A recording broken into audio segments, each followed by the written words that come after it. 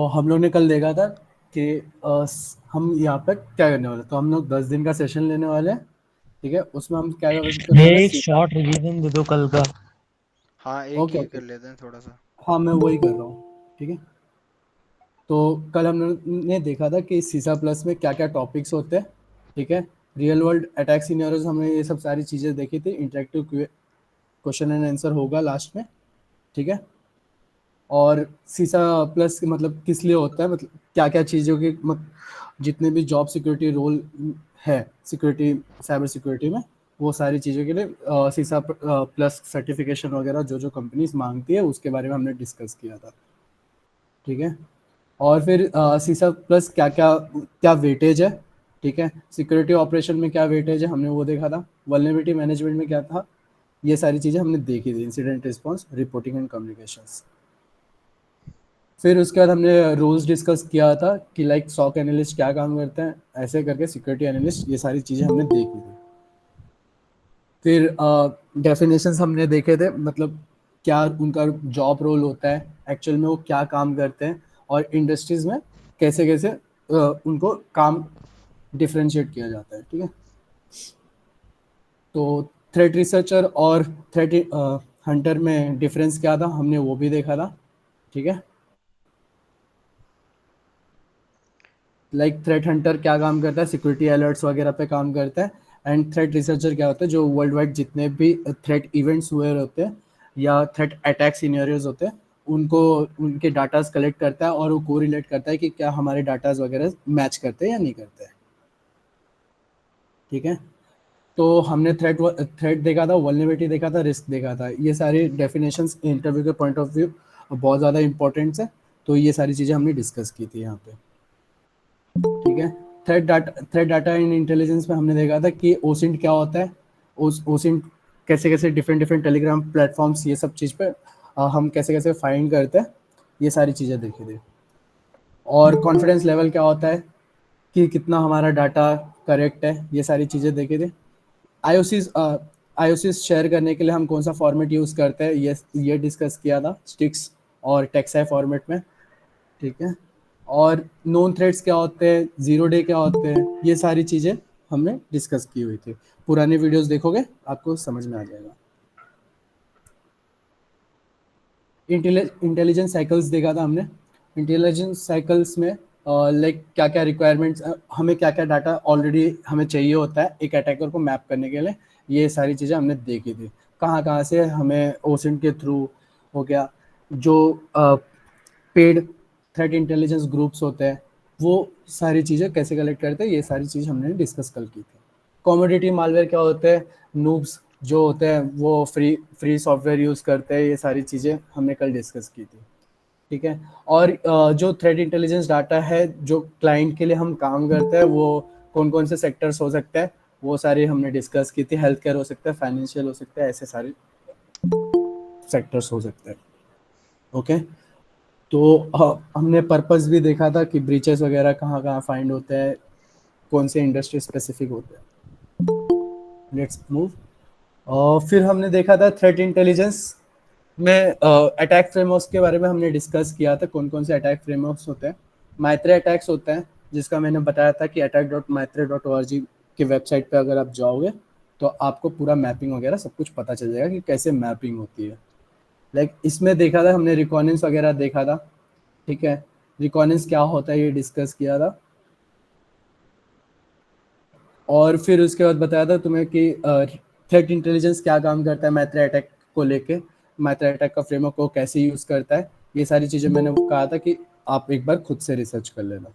Okay, क्योंकि हमारे पास सिर्फ 10 दिन का समय है, तो ये सारी चीज़ कवर करना नेक्स्ट टू इम्पॉसिबल है 10 दिन के अंदर। तो डायमंड मॉडल किस लिए यूज़ होता है, एडवर्सरीज को फाइंड मैपिंग करने के लिए।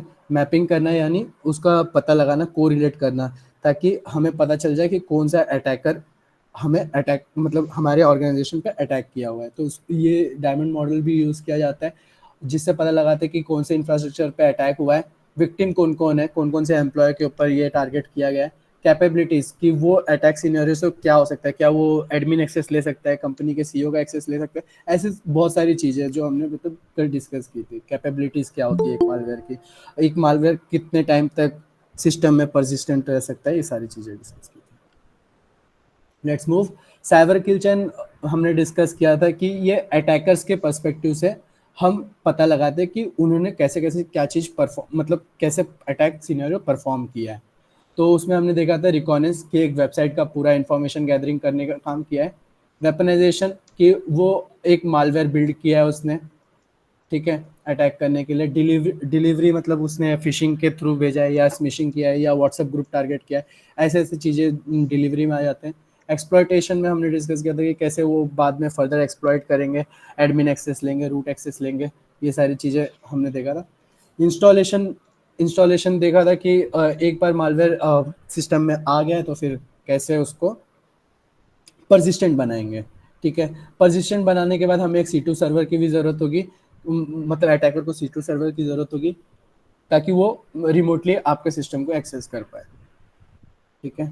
एक्शन ऑन ऑब्जेक्टिव, फिर एक बार रिमोट एक्सेस मिल गया उसको तो फिर वो क्या क्या जो उसका मोटिव है, मोटिवेशन है कि हाँ मैं अटैक हो गया है, उसके बाद अटैक सक्सेसफुली हो गया तो फिर उसके बाद जैसे फाइनेंशियल गेन्स, मतलब जो भी हम पहुंचाना चाहता है वो उसका ऑब्जेक्टिव जो भी है वो करेगा। तो इस तरीके से अटैकर मैपिंग करता है, ओके, अटैकर को मैप कर सकता है। तो उसके बाद हमने पढ़ा था थ्रेट रिसर्च, आईओसीज क्या होते हैं, आईओसीज के कितने टाइप्स होते हैं, ठीक है। नेटवर्क बेस्ड जैसे नेटवर्क बेस्ड हो गया तो आईपी एड्रेस हो गया, ठीक है। हैश वैल्यू क्या होता है ये सब पढ़ा था हमने।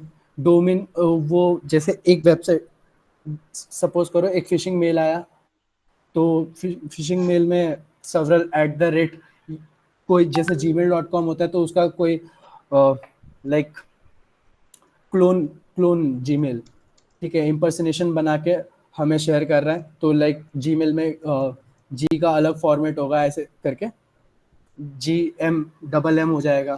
तो ऐसे सारी चीज़ें डोमेन वगैरह भी मतलब आईओसीएस के अंदर कंसिडर किया जाता है। रजिस्ट्री कीज की जैसे एक फाइल डंप हुआ, वो फाइल का आपका सिस्टम पे परसिस्टेंट कैसे बना रहे हैं, ये सारी चीज़ें डिस्कस किया था रजिस्ट्री कीज के थ्रू, ठीक है। रेपुटेशनल डाटा क्या होता है, जैसे कोई इम्पर्सनेट कर रहा है किसी कंपनी के सीईओ को, तो वो एक तरह से कंपनी का रेपुटेशन की बात हो रही है कि रेपुटेशन खराब हो रहा है, तो ये सारी चीज़ कौन हंट करता है, थ्रेट रिसर्चर हंट करता है ये सारी चीज़ें। सीवीएस स्कोर हमने देखा था कि सीवीएस स्कोर किसी भी वल्नरेबिलिटी की प्रायोरिटी निकालने के लिए काम आती है। तो कल हमने इतनी सारी चीज़ें कवर की थी। लेट्स मूव, शुरू करते हैं फिर आज का session. Threat modelling. Threat modelling आप जब भी किसी इंटरव्यू के पर्सपेक्टिव से बताता हूँ मैं, जब भी आप इंटरव्यू दे रहे हो, थ्रेट इंटेलिजेंस का इंटरव्यू दे रहे हो या सिक्योरिटी एनालिस्ट का, आपसे कभी ना कभी पूछा जाएगा कि थ्रेट मॉडलिंग आपने कभी परफॉर्म किया है अपनी कंपनी में या ऑर्गेनाइजेशन में, आपको या तो प्रायर एक्सपीरियंस है इस चीज़ का। तो बेसिकली आप अगर ये चीज़ समझोगे तो आपको मेन होगा कि आप ज़्यादा से ज़्यादा आंसर कर पाओगे। लाइक जैसे लेट्स मूव थ्रेट मॉडलिंग में, तो इसमें हम क्या पता लगाते हैं, इसमें एडवर्सरीज की कैपेबिलिटी, एडवर्सरी मैंने बताया था कि अटैकर होते हैं, ठीक है। एडवर्सरी की कैपेबिलिटी के बारे में कि वो अटैकर कितना ज़्यादा स्किल्ड है, ठीक है, या तो नूब होगा या तो प्रो होगा, तो फिर उस तरीके से हम पता लगाते हैं कि एडवर्सरी की कैपेबिलिटी क्या है, ठीक है।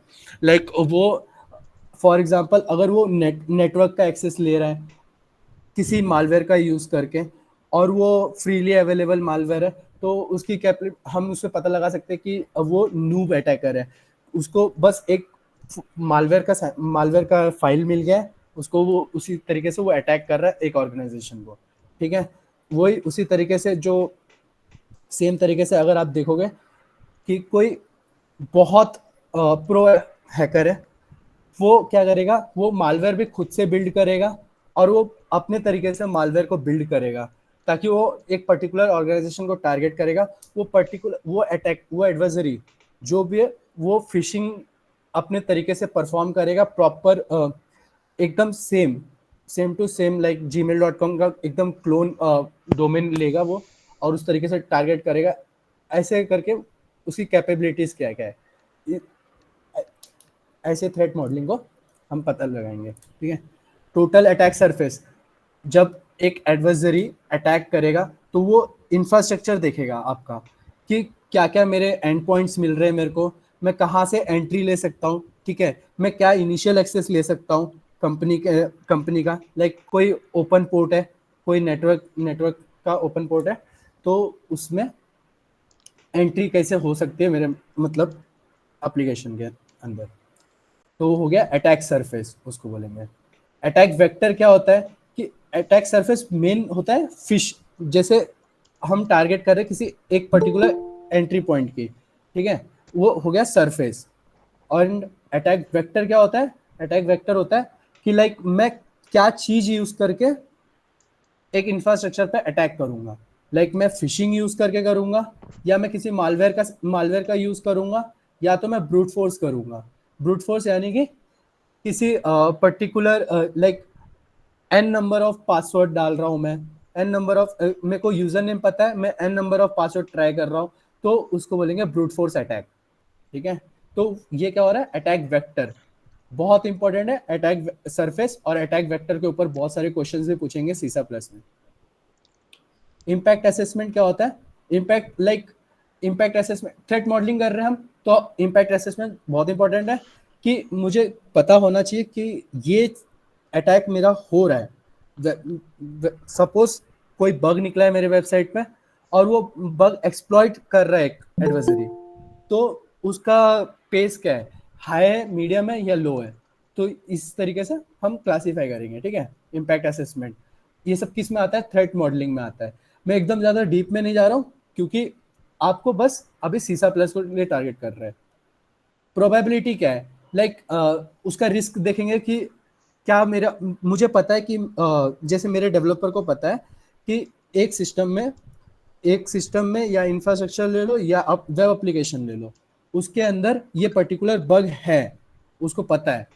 तो उसकी प्रोबेबिलिटी क्या है उस बग को जैसे कि मेरे पास मल्टीपल बग्स आए, मैं सबसे पहले प्रायोरिटी देखूंगा कि कौन से बग को मेरे को फिक्स करना है, उस प्रोबेबिलिटी उसकी ज्यादा होगी, उस तरीके से मॉडलिंग किया जाता है। ठीक है। थ्रेट मॉडलिंग किया जाता है। Threat Intel sharing with function, like अब हम डिस्कस करते हैं, जब थ्रेट मॉडलिंग की बात आती है तो थ्रेट इंटेल भी कैसे शेयर हो रहा है।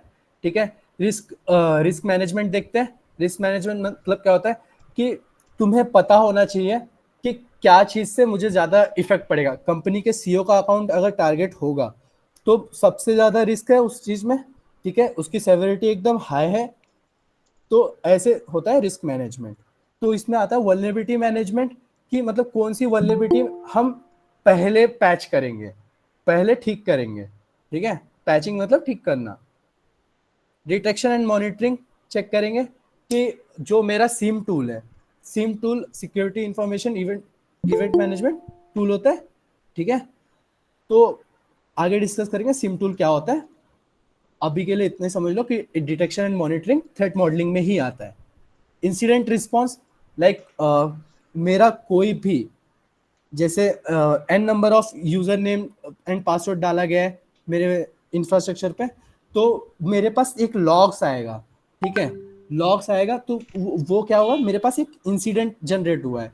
क्या वो इंसिडेंट लाइक 5 बार से ज्यादा वो पासवर्ड फेलियर है, ये सारी चीजें, तो वो प्लेबुक उसको हैंडल करेगा। प्लेबुक बेसिकली क्या काम करता है, और ये ऑटोमेशन के लिए काम होता है।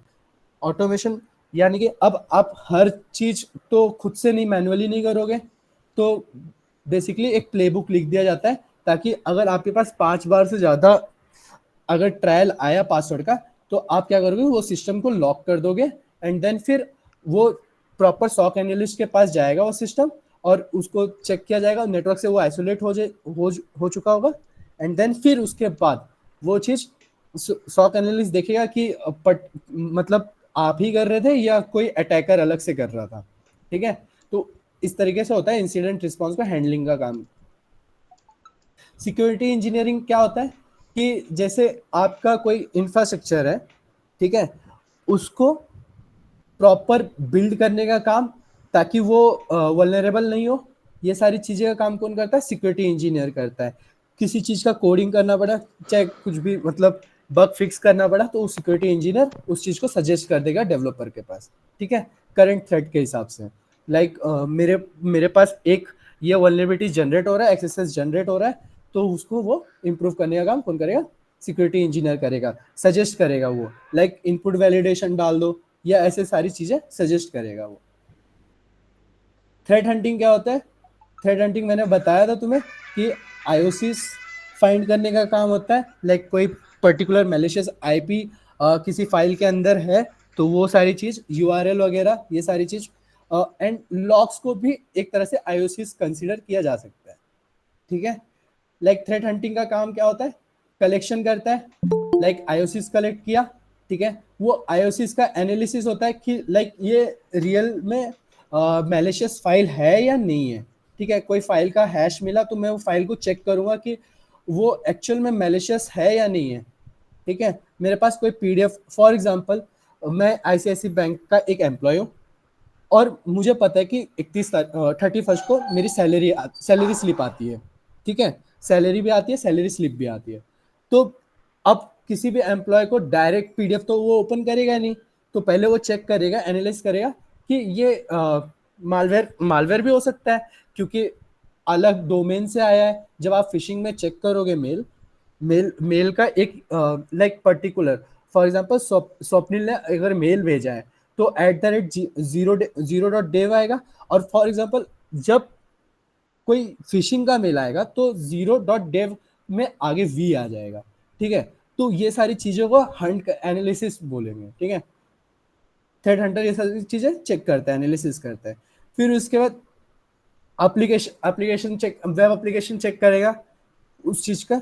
इसको बोलेंगे प्रोएक्टिव प्रोसेस, कि ये प्रोएक्टिव होता है कि ये चीज थ्रेड हंटर कंटिन्यूअस मतलब एक्टिव बेसिस पे करता है।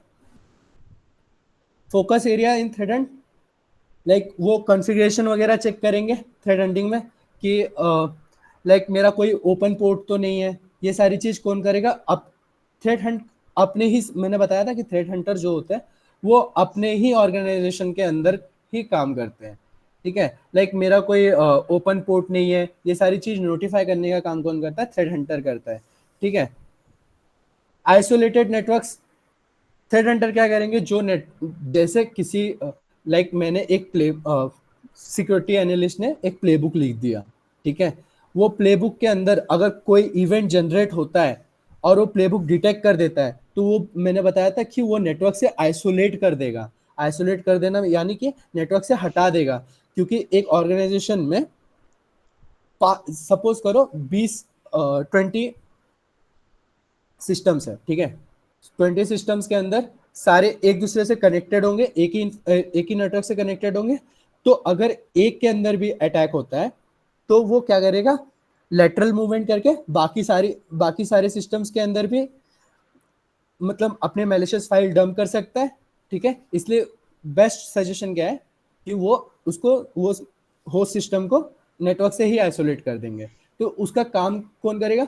थ्रेड हंटर चेक करेगा कि जो सिस्टम ऑलरेडी प्लेबुक के थ्रू आइसोलेट हो चुका है, उस चीज को थ्रेड हंटर चेक करेगा कि एक्चुअल में उस फाइल को लाइक मालवेयर का इरेडिकेशन करेगा। इरेडिकेशन करना मतलब मालवेयर को रिमूव करेगा, वापस से वो सिस्टम को लाइक क्या टर्म था, लाइक वो सिस्टम को वापस रीसेट करके वापस से कनेक्ट कर देगा नेटवर्क से, ठीक है। और बिजनेस क्रिटिकल एसेट पे चेक करेगा कि लाइक ये डाटा मतलब मेरा ब्रीच डाटा के अंदर नहीं आ रहा है, ये चीज किस में चेक करेगा? प्लेबुक के थ्रू चेक करेगा, ठीक है। तो अभी तक किसी को कोई डाउट है इसमें से किसी में? नहीं भैया। ठीक है, चलो फिर आगे बढ़ते हैं। सिक्योरिटी कंसर्न्स, अब जब हम थ्रेट मॉडलिंग कर रहे हैं, तो हम बेसिकली चेक करेंगे कि हमारे सिक्योरिटी कंसर्न्स मतलब क्या क्या चीज हम चेक करेंगे, ठीक है। तो हम चेक करेंगे जैसे कि अगर कंपनी का डाटा है, ठीक है, वो या तो क्लाउड पे होगा या तो ऑन प्रीमाइसेस होगा। प्रीमाइसेस यानी कि ऑफलाइन ऑफलाइन एक्सेस होगा, ठीक है। तो अब क्या हम चेक करें, cloud versus on premises vulnerability देख रहे हैं।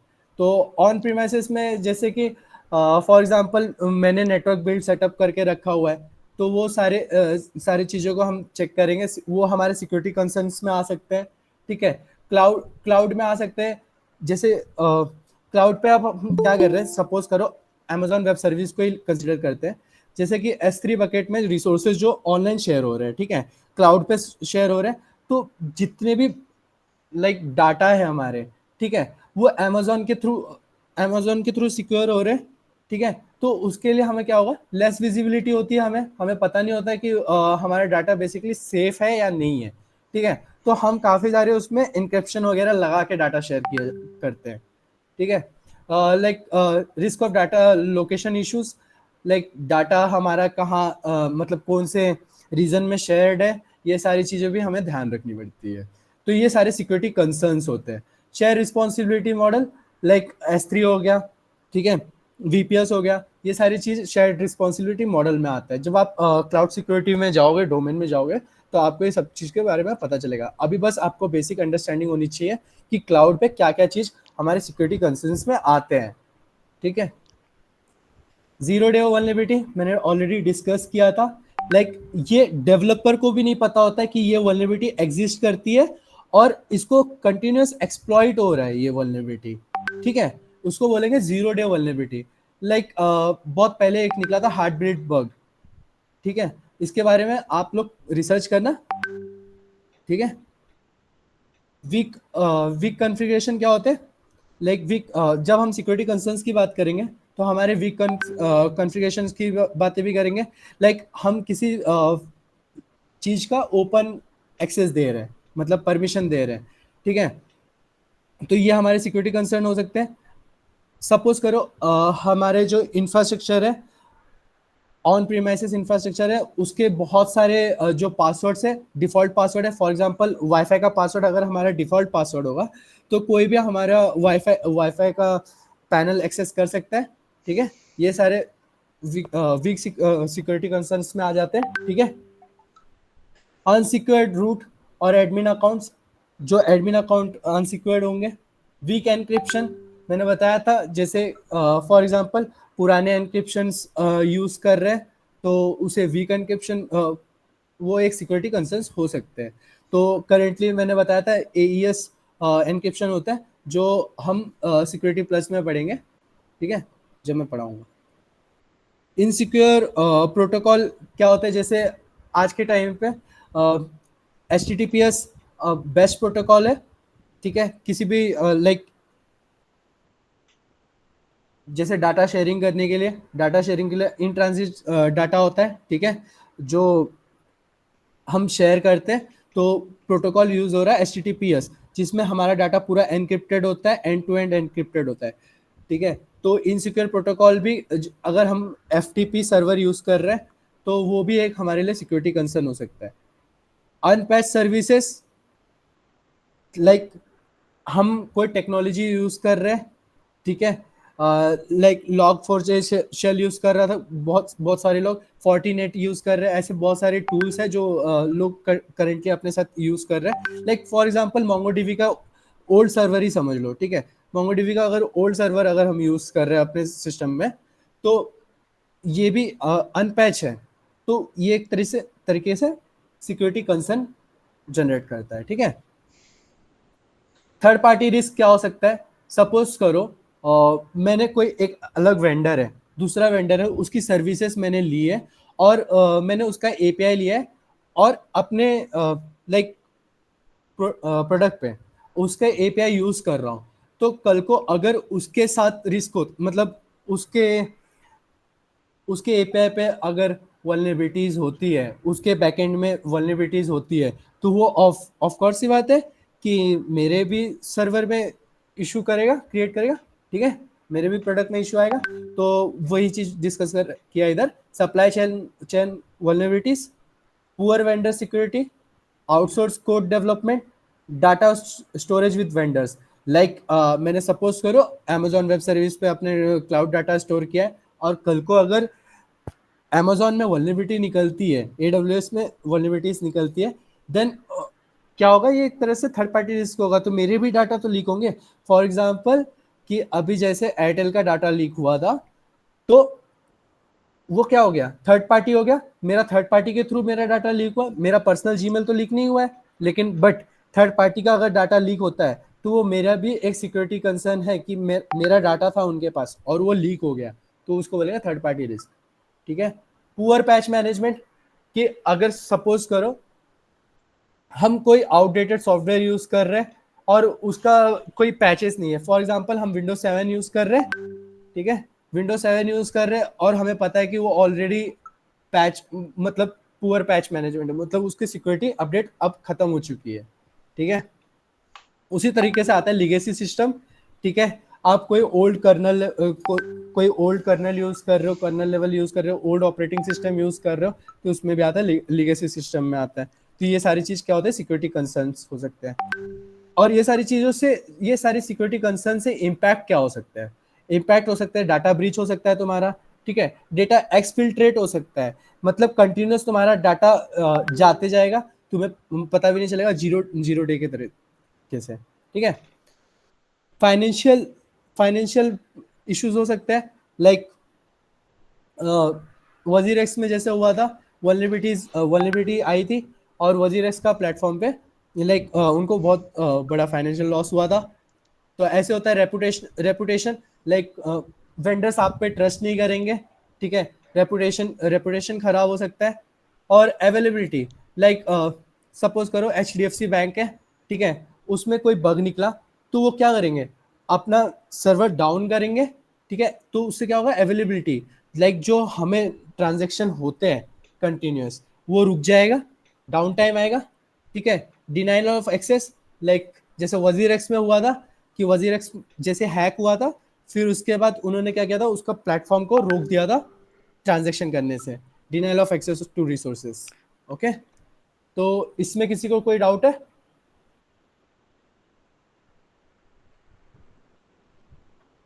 Hello. No sir. No sir. Okay. तो आगे बढ़े। Yes sir. ओएस टॉप 10, ठीक है, और ये रेड टीमिंग का पार्ट है, प्लस इसको ब्लू टीमिंग में भी कंसीडर किया जाता है, क्योंकि कल को अगर आप सिक्योरिटी इंजीनियर में काम कर रहे हो, ठीक है, तो आप एक प्रोडक्ट बनाओगे, ठीक है, ब्लू टीमिंग के, तो आपको अटैकर के पर्सपेक्टिव से भी सोचना पड़ेगा, प्लस डिफेंस के पर्सपेक्टिव से भी सोचना पड़ेगा। तो आपको ओएस टॉप 10 जानना इंपॉर्टेंट है। ओके। ब्रोकन एक्सेस कंट्रोल, तो हम पढ़ते हैं ब्रोकन एक्सेस कंट्रोल क्या होता है। ब्रोकन एक्सेस कंट्रोल होता है, लाइक एग्जांपल से समझते हैं, लाइक एक यूआरएल है, जो आपने देखा होगा कि यूजर लिखा रहता है, ठीक है, इसको चेंज करके एडमिन एक्सेस, एडमिन डालेंगे तो एडमिन का पैनल खुल जाएगा। ठीक है। तो उसको क्या हो रहा है, वो रीडायरेक्ट हो रहा है, तो उसको बोलेंगे ब्रोकन एक्सेस कंट्रोल। ठीक है। तो ऐसे होता है क्रिप्टोग्राफिक फेलियर, लाइक कोई सपोज करो मैं HTTP नहीं यूज करके, HTTPS नहीं यूज करके मैं HTTP यूज कर रहा हूँ, ठीक है, तो वो क्या होगा, मेरा एनक्रिप्शन लो एनक्रिप्शन होगा, कोई भी attacker man in the middle attack perform कर सकता है। Like man in the middle attack मतलब कि जैसे आप HTTP पे कोई डाटा ट्रांसफर कर रहे हो, ठीक है, कोई आपका नेटवर्क से कोई पैकेट ट्रांसफर हो रहा है, तो अटैकर क्या करेगा, man in the middle attack नाम से पता चलता है कि एक ट्रांजैक्शन होने के बीच में कोई अपना इनपुट डाल देगा। ओके। तो इस तरीके से क्रिप्टोग्राफिक फेलियर होगा। बस बेसिक अंडरस्टैंडिंग होनी चाहिए, like what it means, not properly encrypted sensitive data. Okay. Like आप व्हाट्सएप पे सपोज करो, व्हाट्सएप पे जो प्रोटोकॉल यूज कर रहे हैं वो एनक्रिप्टेड नहीं होगा, तो हमारा जो मैसेज है वो कोई और भी पढ़ सकता है, तो इसको बोलेंगे क्रिप्टोग्राफिक फेलियर। क्रिप्टोग्राफिक का मतलब ही होता है एनक्रिप्टेड। ठीक है। एनक्रिप्शन। इंजेक्शन, इंजेक्शन बेसिकली जब आप देखोगे कि एक लॉगिन पेज है, ठीक है, लॉगिन पेज के अंदर आप यूजर नेम के जगह, यूजर नेम और पासवर्ड के जगह ये वाला इनपुट डालते हो, ठीक है, ये जो ओ आर करके, ठीक है, ये वाला इनपुट डालते हो, ऐसे काफी सारे पेलोड्स होते हैं, ठीक है, जो जो क्या करते हैं, जो हमारा डाटा ऑलरेडी सेव है, ठीक है, एसक्यूएल डाटा जो हमारा ऑलरेडी सेव है उसको क्वेरी करने का काम करता है, ठीक है। 1 = 1 का मतलब क्या होता है कि ये हमेशा ट्रू होगा, ठीक है। तो ट्रू होने से क्या होगा, हमें एक्सेस मिल जाएगा, ठीक है, बिना पासवर्ड के। 1 = 1 मतलब अगर आपको यूजर नेम पता है, फॉर एग्जांपल एक वेबसाइट का एडमिन पेज है, उसका हमें यूजर नेम ऑलरेडी पता है कि उसका यूजर नेम एडमिन है, ठीक है। तो इसमें अगर इनपुट डालते हैं ये, ठीक है, ये पेलोड डालता है, तो हमें एक्सेस हो जाएगा उस एडमिन पेज का।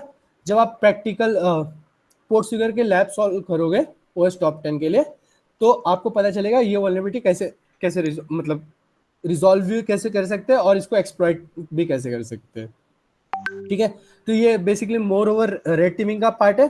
तो अभी हम सीसा प्लस के लिए पढ़ रहे हैं, तो जनरली हम ब्लू टीमिंग के लिए कर रहे हैं। तो हमें बस एक बेसिक नॉलेज होना चाहिए कि इंजेक्शंस क्या क्या परफॉर्म करते हैं, कैसे परफॉर्म होते हैं। तो ऐसे काफी सारे इनपुट्स होंगे, पेलोड्स होंगे, जो हमें समझना होगा कि ऐसे एसक्यूएल इंजेक्शन काम करता है। इंजेक्शन बहुत तरीके से हो सकते हैं, ठीक है। इनसिक्योर डिजाइन मतलब आप समझो कि जैसे फॉर एग्जांपल एक वेबसाइट है, उसमें ओटीपी आ रहा है, ठीक है। अब क्या होगा, 4 डिजिट का ओटीपी है, ठीक है। तो 4 डिजिट का ओटीपी मतलब आप कंसीडर करोगे 000, ठीक है, 4 बार, और 999 तक, चौपल 4th 9 तक, मतलब 9999, ओके। तो अगर इसके बीच में जितने भी ओटीपी होंगे उतने ही होगा, तो क्या करेंगे, ब्रूट फोर्स अटैक परफॉर्म कर लेंगे। अगर रेट लिमिट नहीं होगा वेबसाइट पे, ठीक है, याद रखना रेट लिमिट नहीं होगा, तो हम क्या कर सकते हैं, अगर वो वेबसाइट पे रेट लिमिट ही नहीं है कि मतलब 5, अगर 5 टाइम्स हमने एक ओटीपी डाला, ठीक है, ओटीपी डाला, और वो 5 टाइम्स के बाद भी अगर हम उस पर ओटीपी डाल पा रहे हैं, ठीक है, 10 टाइम्स के बाद डाल पा रहे, 20 टाइम्स के बाद भी डाल पा रहे, मतलब अगर वो हमें ब्लॉक नहीं कर रहा है ओटीपी डालने से, तो उस पर 101% ब्रूट फोर्स अटैक परफॉर्म हो सकता है। तो उसको क्या बोलेंगे, इनसिक्योर डिजाइन, ठीक है। तो इसलिए इंपॉर्टेंट होता है मिटिगेशन, इसके लिए होता है कि रेट लिमिटिंग लगाना होता है, जब एक सिक्योरिटी इंजीनियर ऐसा इस चीजें सजेस्ट करता है, ओके। सिक्योरिटी मिसकॉन्फ़िगरेशन, ठीक है। सिक्योरिटी मिसकॉन्फ़िगरेशन लाइक आपका कोई ओपन पोर्ट्स है, जो मैंने डिस्कस किया था, या कोई आउटडेटेड सॉफ्टवेयर यूज कर रहे हो आप, ठीक है। तो ये सारी चीजें आती है सिक्योरिटी मिसकॉन्फ़िगरेशन में। Vulnerable and outdated component, like मैंने बताया था कि जैसे कोई फ्रेमवर्क हो गया, ठीक है, हम किसी पुराना लाइब्रेरी यूज कर रहे हैं, जैसे फॉर एग्जांपल मैं पाइथन की कोई पुरानी लाइब्रेरी यूज करके अपना कोई प्रोडक्ट बिल्ड कर रहा हूँ, और उसका पैच ऑलरेडी निकल चुका है, और हमने आज भी वो अपडेट नहीं किया है, फॉर एग्जांपल jQuery, ठीक है। तो अगर वो नहीं किया तो उस पर एक्सेस परफॉर्म हो सकता है, ठीक है। वो जेसन जेसन फॉर्मेट में आपका कुकीज निकाल सकता है, सेशन टोकन निकाल सकता है, ये सारी चीजें परफॉर्म हो सकती है एक्सेस की वल्नरेबल एंड आउटडेटेड कंपोनेंट में, okay. Identification and authentication failure, like for example आप किसी वेबसाइट पे क्लिक कर रहे हो, एंड आप चेक कर रहे हो कि आपका ऑर्डर आईडी 1234 है, ठीक है। तो आप क्या करोगे, आप उसको चेंज कर दोगे 1 1 to 1 तक, ठीक है, फॉर एग्जाम्पल सपोज 1 to 1 तक। तो आप क्या कर रहे हो, उस दूसरे यूजर की ऑर्डर आईडी चेक कर पा रहे हो, ठीक है, या तो दूसरे यूजर के पैनल में चले जा पा रहे हो, तो उसको क्या बोलेंगे, ऑथेंटिकेशन फेलियर। लाइक आप एक यूजर से दूसरे यूजर पे जंप कर रहे हो, तो ये भी एक क्या होगा, एक तरह से वल्नरेबिलिटी है, okay.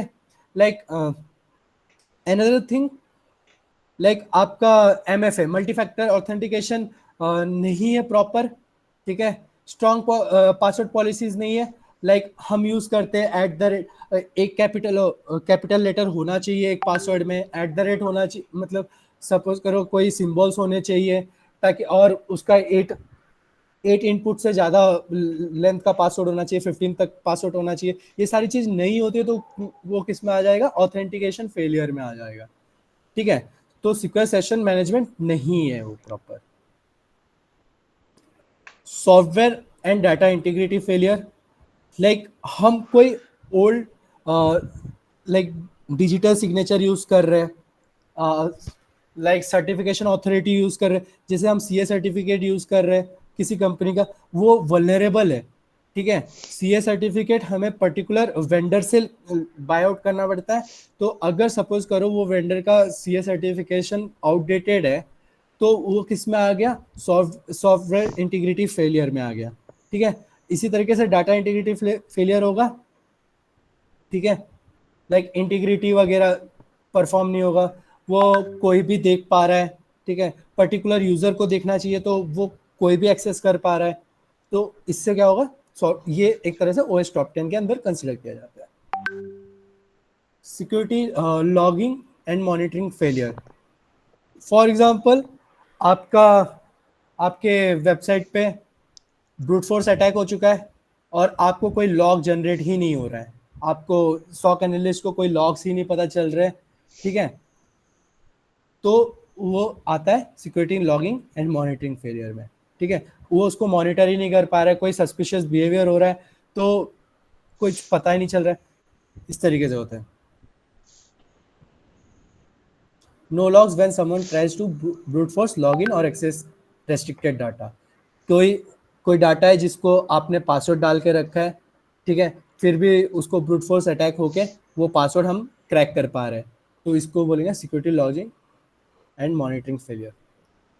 Server side request forgery होता है बेसिकली, आप कोई एक यूआरएल लिए, ठीक है, वो यूआरएल का आप थोड़ा सा चेंजेस करके दूसरे यूआरएल में रीडायरेक्ट कर पा रहे हो।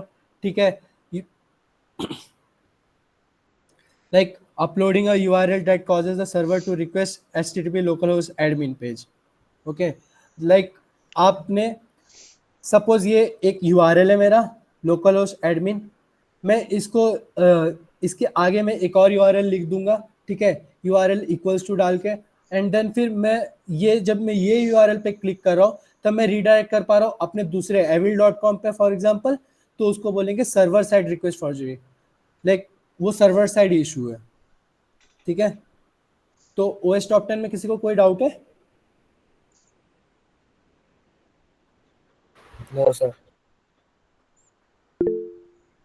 ओके, सर एक डाउट है सर। हाँ बोलो। सर ये जो प्रिविलेज एस्केलेशन होता है ये ओएसआई की ओएसआई या टीसीपी/आईपी के कौन से मतलब लेयर पे ये काम करते हैं सर? क्या बोला आपने? सर मेरा क्वेश्चन है कि ये जो प्रिविलेज एस्केलेशन वाली जो वल्नरेबिलिटी है, हाँ हाँ, सर ये ओएसआई या टीसीपी/आईपी मॉडल के कौन से मतलब लेयर पे ये काम करती है? बेसिकली प्रिविलेज एस्केलेशन जो होता है वो ओएस टॉप 10 के अंदर नहीं कंसीडर किया जाता है, क्योंकि नहीं सर, ओएसआई मॉडल जो हम लोग पढ़ते हैं, ओपन सिस्टम इंटरकनेक्शन वाले सर। हाँ हाँ, हाँ सर, इसके कौन से लेयर पे ये काम करती है? ओएसआई लेयर के। हाँ सर, ओएस या टीसीपी/आईपी, क्योंकि प्रैक्टिकल लेयर जो है हमारा टीसीपी/आईपी लेयर ही है, मॉडल ही है। हाँ सर, प्रिविलेज तो एस्केलेशन की बात कर रहे हो ना आप? हाँ सर।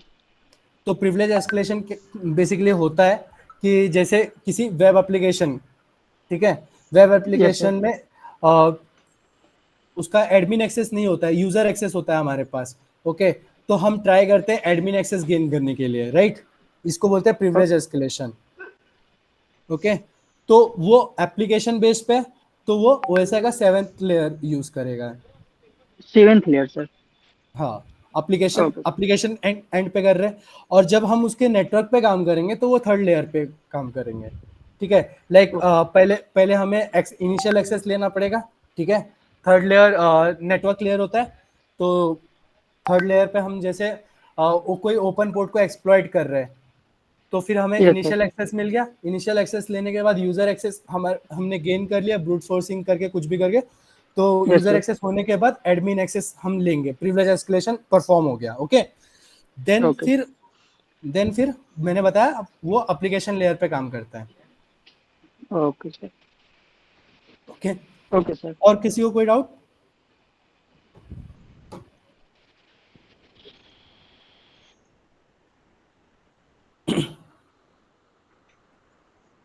तो किसी को कोई डाउट नहीं है? नहीं सर, आगे बढ़ सकते हैं। ओके, तो अब आते हैं सॉक एनालिस्ट के। काफ़ी सारे टूल्स होते हैं, ठीक है। सॉक एनालिस्ट काफ़ी सारे टूल्स पे काम करते हैं। बेसिकली सबसे ज़्यादा वो जो जिस पे काम करते हैं वो सिम टूल होता है, ठीक है। सिम टूल का फुल फॉर्म है security information event management.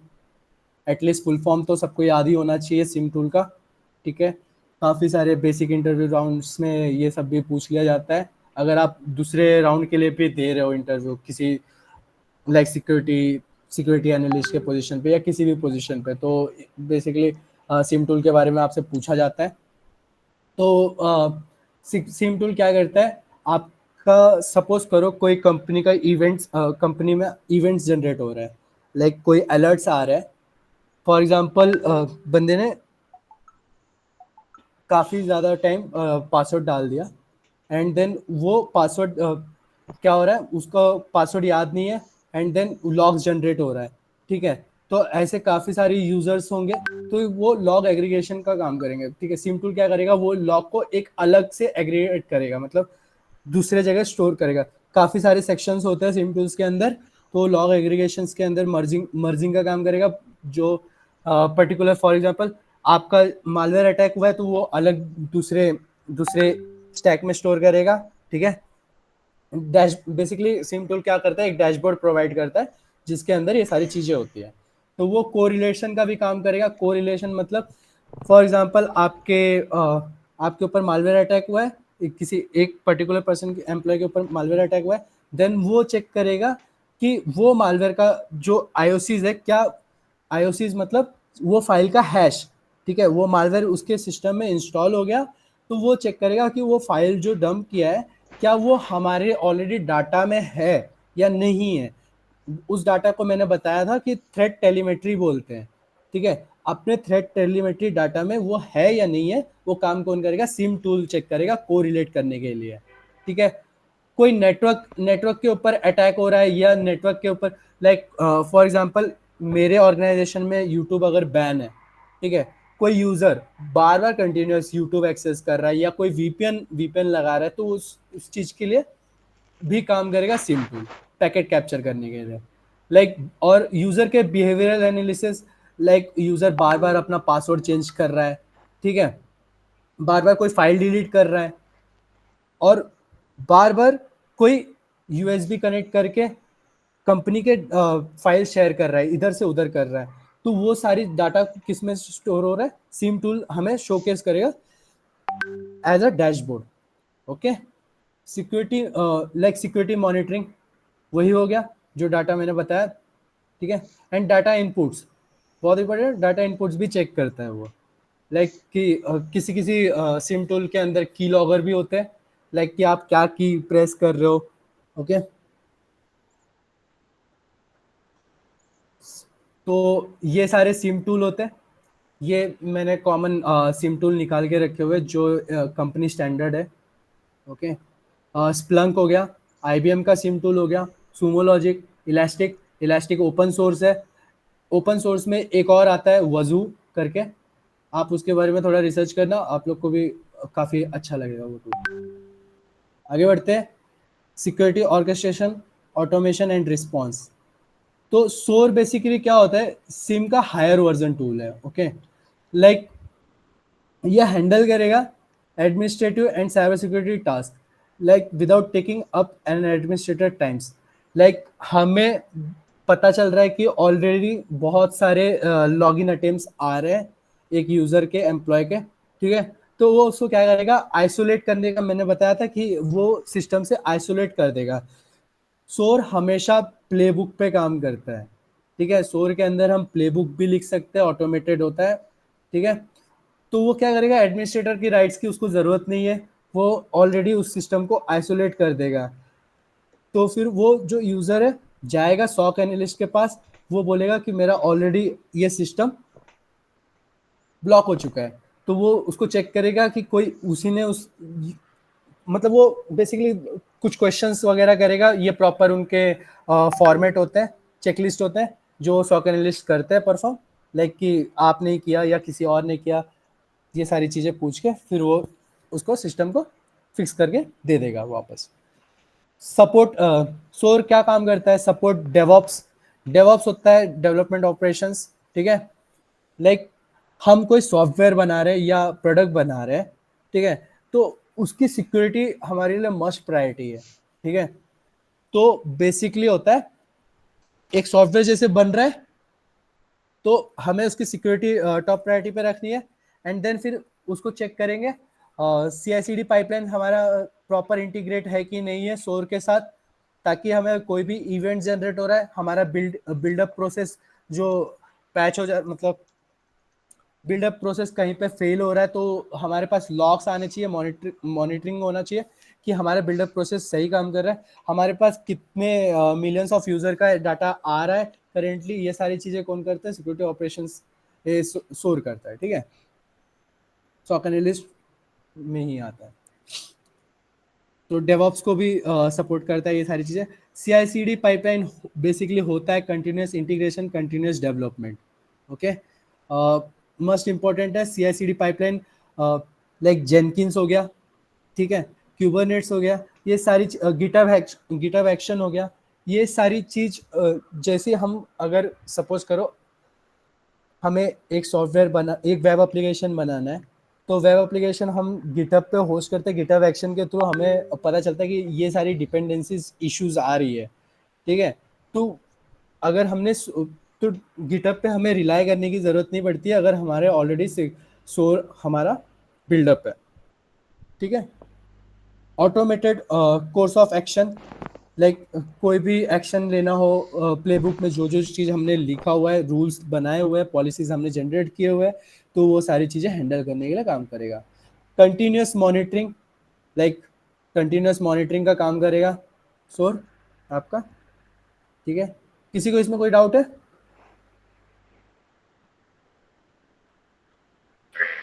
No sir. चलो फिर सर वाले, हाँ बोलो। सर ये पैकेट कैप्चर में थोड़ा डाउट था। Packet capture.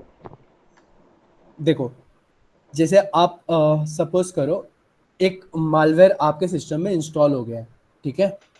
मालवेयर आपके सिस्टम में इंस्टॉल हो गया है तो वो क्या कर रहा है, नेटवर्क के थ्रू लाइक आपके फाइल्स वगैरह शेयर कर रहा है, नेटवर्क पैकेट शेयर कर रहा है, ठीक है। आईपी से कनेक्ट कर रहा है, एक अलग से नेटवर्क बिल्ड कर रहा है, तो वो सारी चीज कैप्चर करने का काम भी कौन करेगा, सिम टूल करेगा। जिस तरीके से आप रूल्स वगैरह लिखोगे उस तरीके से पैकेट कैप्चर का मतलब काम करता है। एंड सर ये सिम2 के लिए कोई मतलब अलग से प्रोग्रामिंग लैंग्वेज का अलग होता है ना सारा? समझा नहीं मैं। ये सिम टूल्स के लिए मतलब कोई अलग से प्रोग्रामिंग लैंग्वेज, मतलब ये टूल्स किस तरीके वर्क करते हैं? वो कमांड होगा ना कोई? देखो, जैसे फॉर एग्जांपल हम इलास्टिक ओपन सोर्स की बात करते हैं, ठीक है। तो ओपन सोर्स में क्या वो लाइक उसमें पूरी फंक्शनैलिटी दी होती है, लाइक कैसे कैसे इंस्टॉल करना है, एंड देन फिर उसको कैसे अपने होस्ट सिस्टम में एक फाइल जनरेट किया जाएगा, ठीक है। उसको बोलेंगे active directory, like active directory.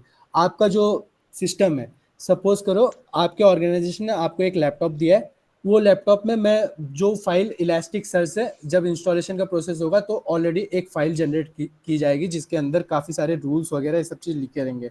वो चाहे EXE फॉर्मेट में हो, चाहे वो ELF फॉर्मेट में हो, किसी भी फॉर्मेट में हो, ठीक है। तो उसको इंस्टॉल करके आपके सिस्टम में बिल्ड किया जाएगा। समझा? ओके भैया, थैंक यू।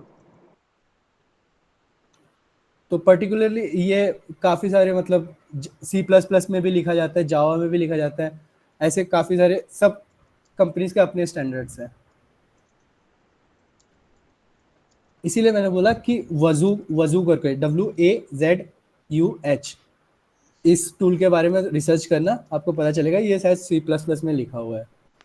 तो आप जब उसको देखोगे, ओपन सोर्स है, पूरा फाइल्स वगैरह सब कुछ आपको मिल जाएंगे। जब खुद से एक बार बिल्ड करोगे, प्रैक्टिस करोगे, तो खुद समझ में आ जाएगा कि कैसे काम होता है।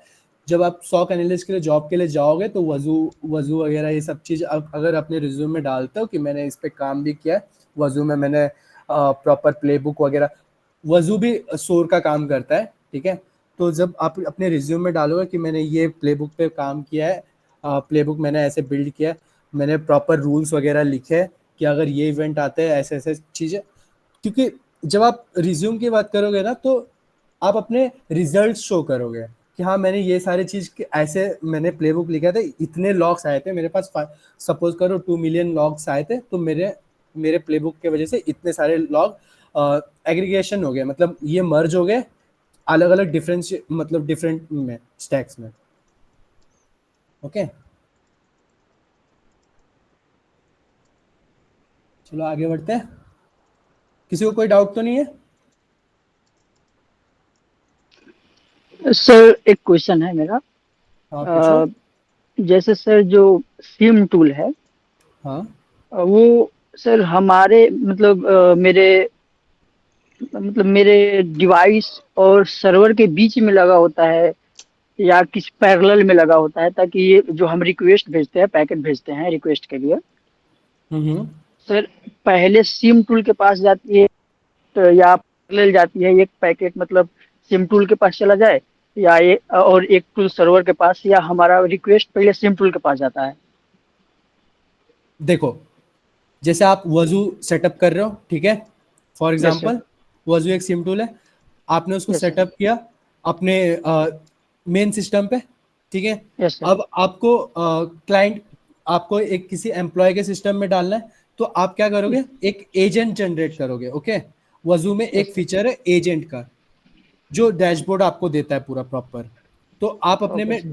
आप अपने में डैशबोर्ड सेटअप करोगे एजेंट का, ठीक है। Yes sir. और सामने पर्टिकुलर पर्सन के ऊपर आप कोई स्क्रिप्ट रहेगा, ठीक है, बैश फाइल होगा, वो सामने वाले पर्टिकुलर पर्सन पे आप इंस्टॉल करोगे, देन आपको सारे लॉग्स अपने नेटवर्क पे आने लगेंगे।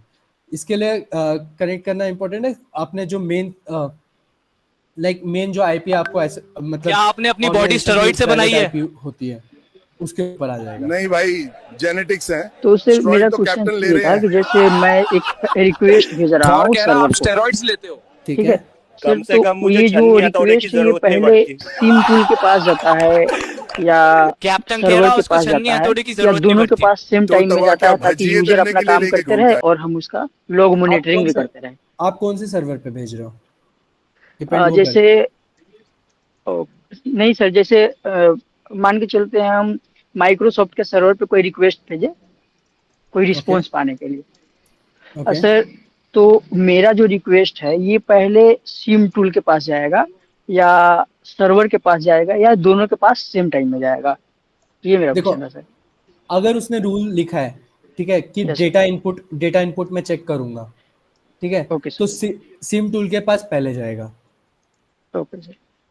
तो सर ओके। ये सीरीज हो गया, यानी कि मेरा जो डिवाइस है वो और सर्वर है उसके बीच में ये लगेगा सर, सिम टूल। हाँ, देखो मैंने बताया ना कि सिक्योरिटी मॉनिटरिंग होता रहेगा।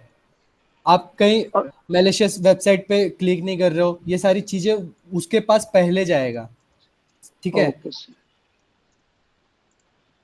Okay sir, thank you. और किसी को कोई डाउट है? आगे बढ़ते हैं। Yes sir. Vulnerability management activities, like 12 तो बज ही गए, तो मुझे मुझे बताना अब तक जितने भी चीज मैंने पढ़ा है, किसी को कोई डाउट है तो यू कैन आस्क।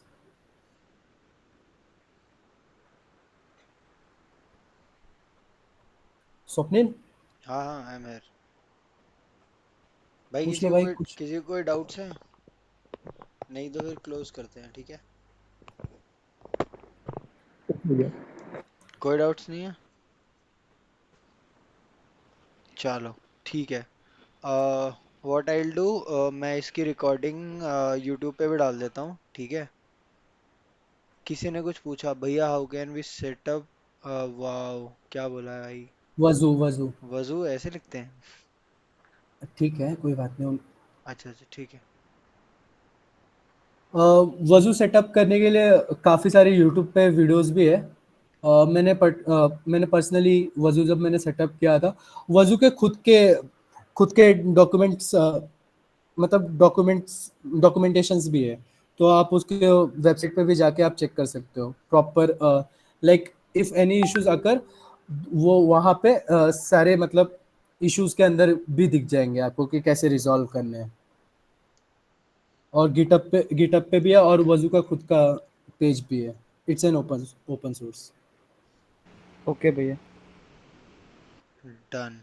ठीक है, मैं इसकी सर रिकॉर्डिंग डाल दूंगा। रुक अच्छा। जा रुक जा रुक जा। सर पूछो। प्लीज इसका लिंक सर शेयर कर दीजिएगा, क्योंकि स्टार्टिंग का 10 मिनट में मिस कर गया था सर। श्योर स्टार्टिंग श्योर, का आ दस जाएगा मिनट ग्रुप। तो हमने कुछ किया ही नहीं था, हमने स्टार्ट ही 11:10 पे किया है आज। Okay sir. हाँ हाँ, डोंट वरी। ठीक है, और इसका रिकॉर्डिंग तुम्हें चैनल पे सब कुछ मिल जाएगा, ठीक है। ओके फिर ओके, और पिछली क्लास का भी डाल दिया है तो चैनल पे चेकआउट कर लेना एक बार इसको, अगर कुछ डाउट हो तो। Okay, okay sir. Thank you so much guys for coming. Thank you guys. Thank you sir. Thank you sir.